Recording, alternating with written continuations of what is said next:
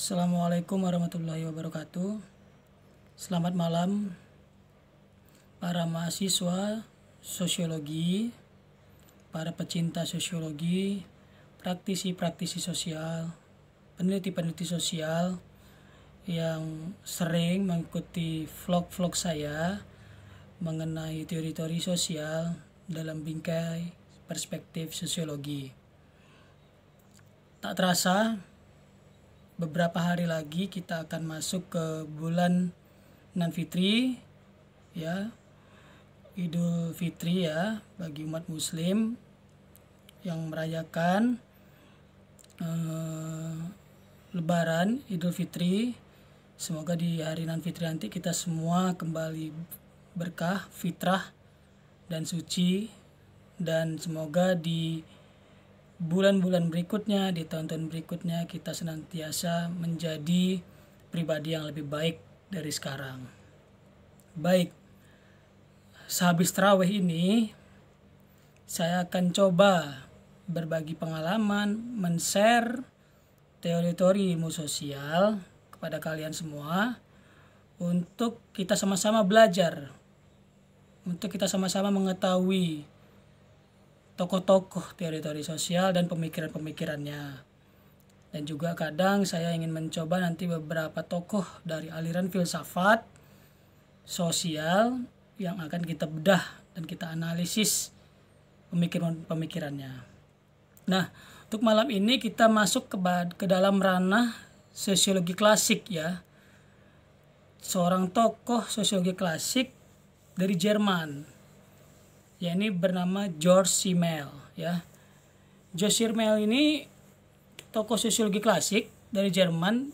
Dia seorang Yahudi di Jerman, dan pada saat itu di Jerman itu terjadi antisemit ya, anti orang-orang Yahudi, yang mana orang-orang Yahudi ini dianggap sebagai sebuah benalu ya, sebagai sebuah komunitas atau etnis yang mengganggu bagi masyarakat Eropa yang saat itu banyak menganut agama Protestan dan Katolik, terutama di Jerman.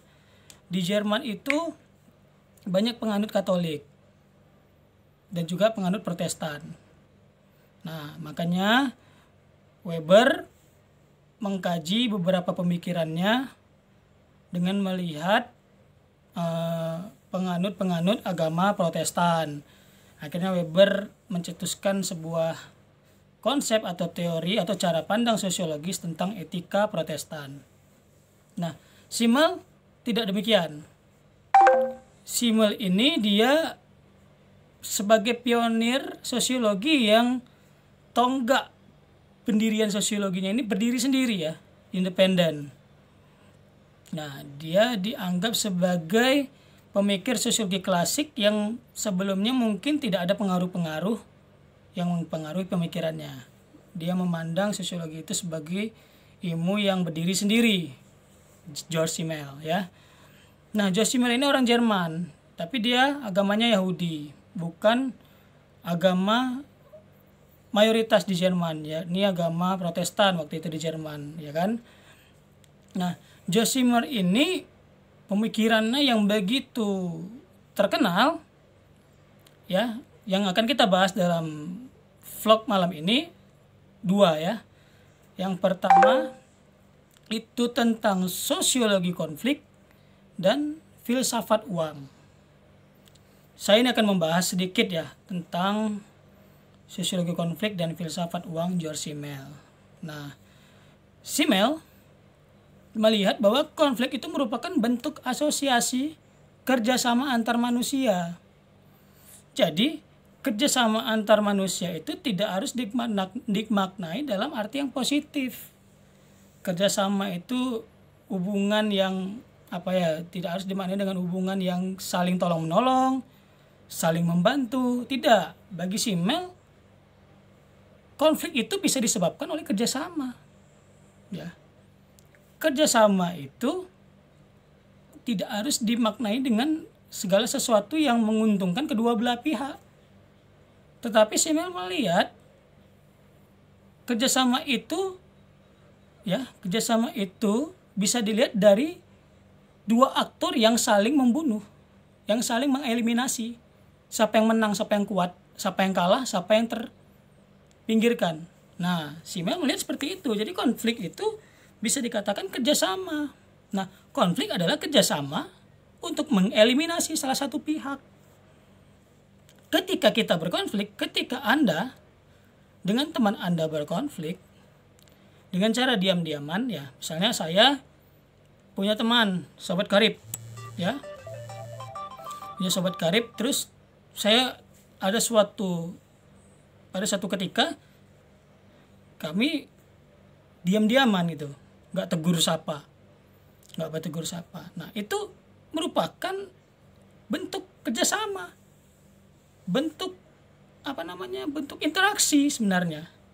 Diam-diaman itu simbol interaksi bahwa dua manusia ini, dua pribadi ini, saya dan teman saya ini saling ingin menunjukkan siapa yang mendominasi dan siapa yang terdominasi. Nah, jadi Simmel melihat konflik itu merupakan suatu bentuk hubungan kerjasama dalam arti negatif, ya. Hubungan kerjasama yang saling dominasi dan mendominasi. Siapa yang paling kuat, dialah yang menang. Siapa yang kalah kekuatannya, dia yang kalah. Simmel melihat konflik seperti itu, ya. Contoh, dalam secara kolektif, ketika saya melamar kerja sebagai dosen misalnya dulu di USU, banyak pesaing-pesaing saya, dosen-dosen, calon-calon dosen-dosen sosiologi yang melamar kerja, yang posisi jabatannya sama dengan saya di USU dosen. Yang diterima cuma satu, ya kan? Nah, saya berkompetisi di situ dengan para calon-calon dosen sosiologi dari universitas manapun itu. Dari USU sendiri, atau dari UNRI, atau dari 11 Maret, atau dari Brawijaya, atau dari UI, atau dari UGM, macam-macam. Nah, saya selaku calon dosen sosiologi pada saat itu harus berkompetisi, harus saling mengeliminasi dengan peserta-peserta lainnya, ya. Siapa yang paling kuat, dialah yang menang. Siapa yang paling kuat, dialah yang bertahan. Siapa yang paling kuat, dialah yang diterima jadi dosen sosiologi gitu di USU. Itu konflik sebenarnya. Itu kerjasama individu untuk mengeliminasi individu-individu lainnya. Nah, contohnya sosiologi konflik seperti itu, kata Simmel. Terus Simmel melihat tak akan pernah individu mengalami keharmonisan dirinya sendiri. Saya tidak akan pernah menjadi individu yang harmonis tanpa ada sebab-sebabnya. Jadi menurut Simmel, manusia itu harus berkonflik dulu, harus bertikai dulu, agar dia bisa menselarasikan dirinya gitu. Jadi istilahnya gini, ya, saya nggak akan mungkin jadi diri saya sekarang menjadi dosen misalnya sosiologi kalau saya tidak ada pertikaian sebelumnya.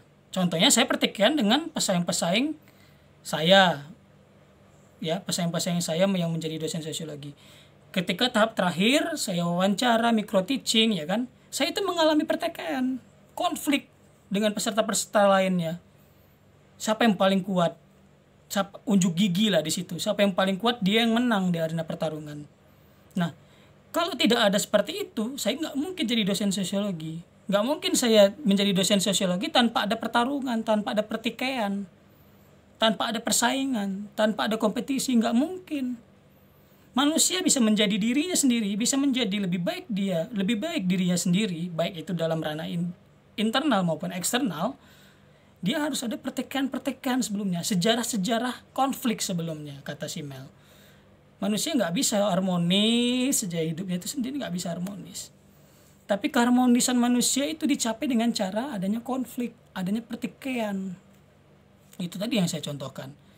Saya menjadi dosen, tidak mungkin saya tanpa ada pertarungan sebelumnya. Tidak mungkin ada tanpa ada kompetisi sebelumnya. Pasti ada kompetisi, sehingga saya bisa menjadi seperti ini. Nah, itu kata Simmel. Konflik itu selalu dimaknai dengan kerjasama atau asosiasi individu untuk mengeliminasi individu lainnya. Itulah Simmel memandang konflik. Kemudian konflik juga mampu membentuk kelompok sosial. kelompok sosial.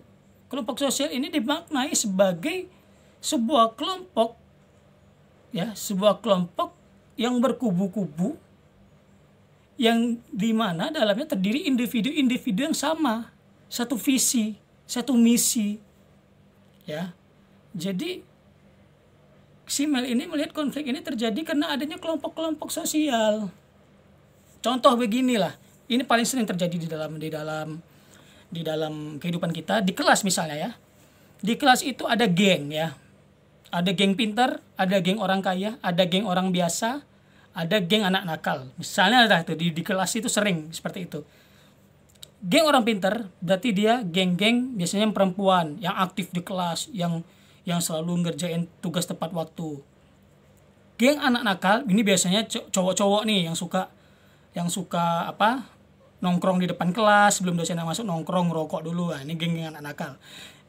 Geng orang-orang kaya ini biasanya anak pejabat, anak-anak yang stylenya tinggi-tinggi. Nah, itu konflik sebenarnya. Itu bisa menyebabkan konflik bagi si Mel. Karena kenapa? Masyarakat yang kelas itu merupakan kumpulan kan, masyarakat kan. Berarti ada berbagai macam individu di dalamnya. Ada berbagai macam latar belakang individu di dalamnya. Nah, si Mel melihat itu ketika masuk ke dalam suatu ranah, dalam ini kelas lah saya mencontohkan, individu A ini pasti mencari koalisi-koalisinya, koloni-koloninya, siapa yang sekelas dengan dia, siapa yang stylenya tinggi, siapa yang nakal jiwanya, siapa yang pinter, siapa yang biasa-biasa aja. Pasti individu ini mencari kemana dia akan bergabung, ke kelompok mana, kelompok orang kaya kah, kelompok anak pinter kah, kelompok anak nakal kah, atau kelompok orang-orang siswa-siswa biasa-biasa saja. Pasti individu ini mencari. Karena kenapa? Konflik itu berpusar pada kelompok-kelompok sosial. Nah, adanya konflik disebabkan oleh adanya kelompok-kelompok sosial yang saling bersitegang. Makanya si Mel bilang konflik akan membentuk kelompok-kelompok sosial yang konkret. Nah, menempatkan orang sesuai dengan kepentingan minatnya, ya kan?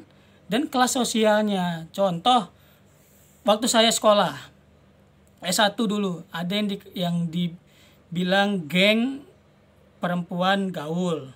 Ada yang dibilang geng perempuan geng cewek-cewek pemikir ya. Ada geng laki-laki yang disebut dengan geng pemikir negara. Serius saya terus kalau diskusi bahas politik, bahas negara aja. Ada yang macam saya geng-geng suka jalan-jalan. Nah, ini sebenarnya adanya ini karena adanya konflik sebenarnya. Ada ketidaksepahaman, ya kan? Saya mungkin memandang teman-teman saya yang geng pemikir negara mungkin bilangnya, mereka terlalu serius kuliah. Apa nggak ada pengen rasa jalan-jalan? Apa nggak ada pengen rasa senang-senang? Kok ketika masuk bahas negara, bahas politik, kok gitu aja terus? Nggak ada rasa jenuhnya mereka membahas kayak gitu? Begitu juga mungkin geng-geng pemikir negara menganggap geng-geng saya gitu kan, geng-geng jalan-jalan ini. Apa iya nih geng-gengnya si Malik nih nggak pernah belajar, pengennya jalan-jalan ya, terus apa nggak pernah terpikir mereka S2 itu tujuannya bukan untuk jalan-jalan tapi untuk belajar. Ini konflik, kata si Mel. Ini konflik. Kelompok A dengan kelompok B saling memikirkan kejelekan dari kelompok lainnya, sinis itu konflik. Itulah yang dikatakan konflik bagi si Mel. Jadi konflik itu dapat membentuk kelompok-kelompok sosial pada akhirnya. Konflik itu membentuk kubu-kubu di dalam ranah. Dalam hal ini saya mencontohkan kelas. Jadi sulit sebenarnya yang dikatakan di dalam kelas itu melebur sekarang. Sulit, pasti ada kubu-kubu, pasti ada geng-geng, dan kalian merasakan itu. Ya kan, ada kelompok ini, ada kelompok ini, ada kelompok ini, ada kelompok ini, dan kalian saling menjelek-jelekan kelompok satu dengan kelompok lainnya. Pasti seperti itu. Nah, itu konflik sebenarnya. Adanya kelompok sosial yang ingin mengeliminasi kelompok sosial lainnya. Nah, itulah yang dikatakan Simmel sosiologi konflik. Itu tentang sosiologi konflik Simmel ya. Semoga Anda dapat tangkap ya apa yang dikatakan sosiologi konflik. Nah, yang kedua, saya masuk dengan filsafat uang. Filsafat uang Simmel itu melihat bahwa uang merupakan cara untuk berkomunikasi, bukan lagi sebagai alat tukar uang itu. Tapi Simmel nggak melihat dengan cara tukar, nggak. Dia melihat uang itu cara berkomunikasi individu terhadap dunianya gitu. Jadi uang itu bisa menentukan kelas sosial individu. Contoh sederhananya begini ya.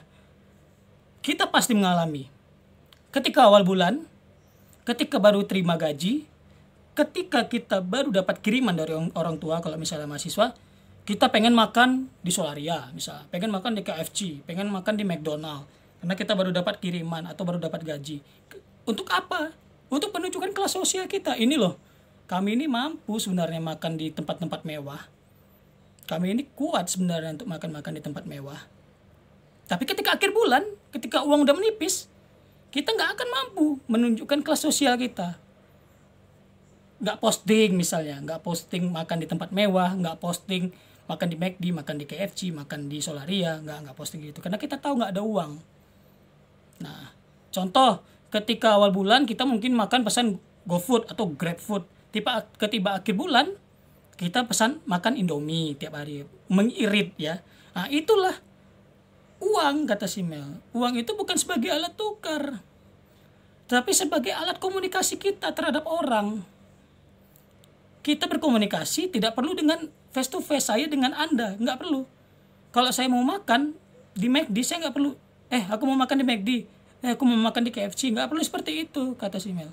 Cukup dengan ya posting misalnya, atau misalnya pasang SG gitu. Itu cara kita berkomunikasi dengan menggunakan uang. Ini loh aku lagi di KFC, lihat SG ku aku di KFC. Ini loh SG ku lagi di McD. Nah, itu cara berkomunikasi dengan uang. Gitu. Tapi ketika akhir bulan itu menurun, kan duit kita udah nggak ada. Nggak mungkin kita maksakan diri berkomunikasi dengan orang ketika duit kita nggak ada, kita paksa-paksain makan ke McD. Nggak mungkin. Nah, itulah uang, kata Simmel. Bukan lagi sebagai alat tukar, tapi cara berkomunikasi kita terhadap individu lainnya, terhadap manusia lainnya, kata Simmel gitu. Nah, uang dapat, selain itu yang pertama ya, uang itu sebagai cara komunikasi. Yang kedua, uang dapat membebaskan individu dari kewajiban sosial.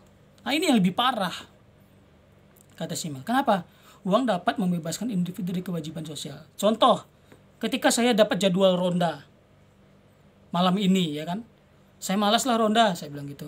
Siapa yang mau gantiin saya, nanti saya kasih duit. Rupanya ada yang mau gantiin. Aku aja bang, saya aja bang. Nih saya kasih duit 50, gantiin saya ronda nanti malam. Saya capek, ya kan. Nah, itulah, uang dapat membebaskan saya dari kewajiban sosial saya. Padahal kewajiban sosial saya malam ini saya jaga ronda. Tapi saya malas.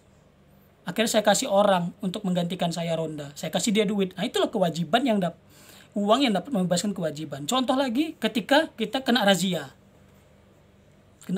di jalan, nggak ada spion misalnya, atau misalnya naik mobil nggak pakai sabuk, kena tangkap polisi.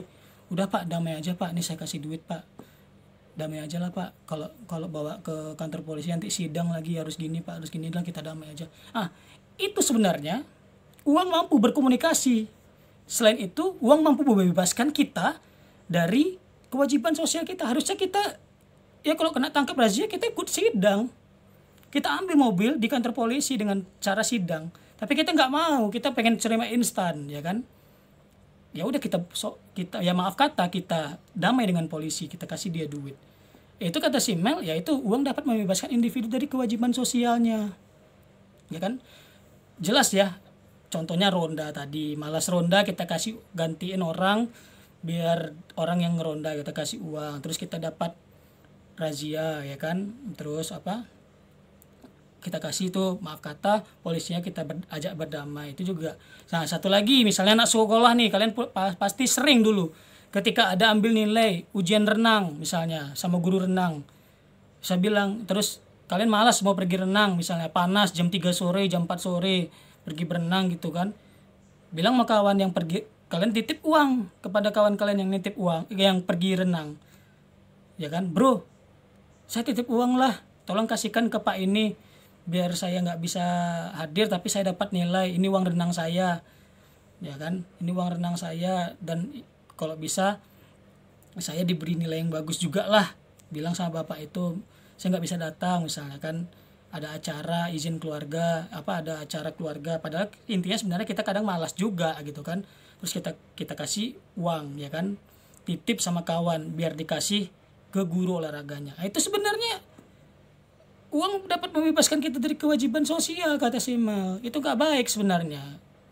Dengan ada uang kita menjadi manja, kita menjadi malas. Semua bisa diukur dengan uang, semua bisa dibayar dengan uang, kata Simel. Gak bisa kayak gitu. Ada juga artis yang mau cerai, terus dia nuntut harta gono gini, ya kan? Kalau mau cerai harus dapat rumah seperti ini, mobil seperti ini dari suaminya. Ini juga uang itu bisa berkomunikasi gitu. Semua bisa diukur dengan uang. Ada istilah, ada uang abangku sayang, ya kan? Nggak ada uang abangku tendang. Ada juga kan? Jadi kata Simil, uang itu pokoknya vital lah, bisa merusak hubungan atau harmonisasi manusia dengan manusia lainnya. Jadi Simil ini memandang uang itu negatif sebenarnya. Uang itu nggak kita gunakan kadang-kadang melebihi dari kadarnya, melebihi dari fungsinya, melebihi dari manfaatnya. Semua bisa diukur dengan uang. Bahkan cinta pun bisa diukur dengan uang, ya kan?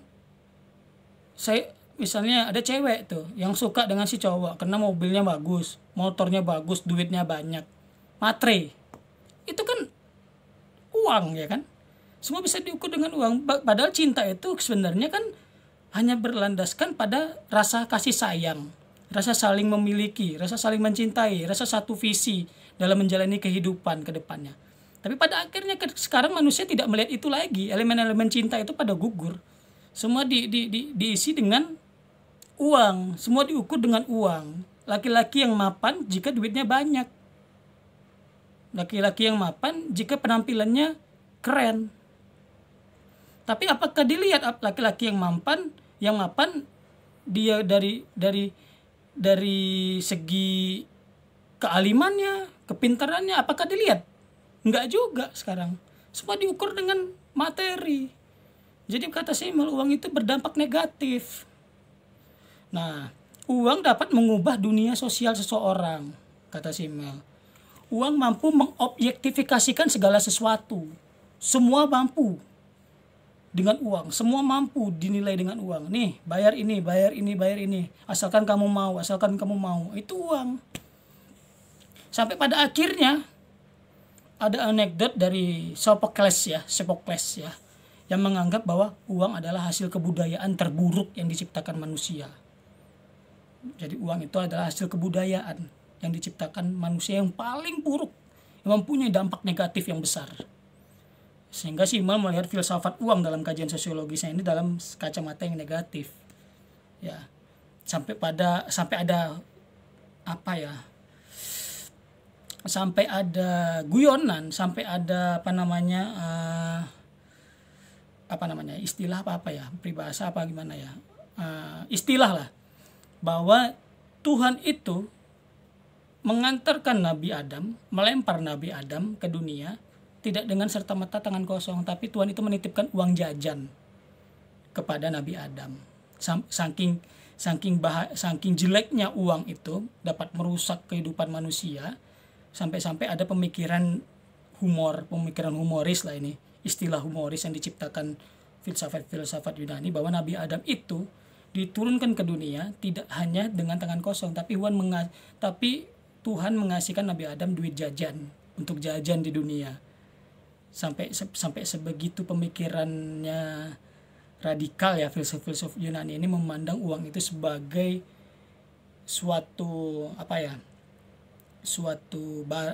uang itu ya sebagai suatu benda, bukan benda ya, sebagai suatu sebagai suatu elemen yang ada dalam kehidupan manusia yang dapat merusak seluruh elemen-elemen manusia lainnya. Nah, sampai di sini semoga Anda dapat paham tentang pemikiran George Simmel tentang sosiologi konflik George Simmel dan juga filsafat uang atau sosiologi uang George Simmel. Ya, silakan bertanya atau saran masukan bagi Anda yang ingin mendalami pemikiran George Simmel lebih mendalam. Silakan komen di kolom komentar channel YouTube saya. Saran dan masukan pasti saya terima, pasti saya akan dengarkan yang lebih baik untuk kemajuan channel ini dan untuk kemajuan ilmu sosiologi ke depannya. Saya akhiri vlog saya malam ini tentang George Simmel. Wabillahi taufiq wa hidayah. Wassalamualaikum warahmatullahi wabarakatuh.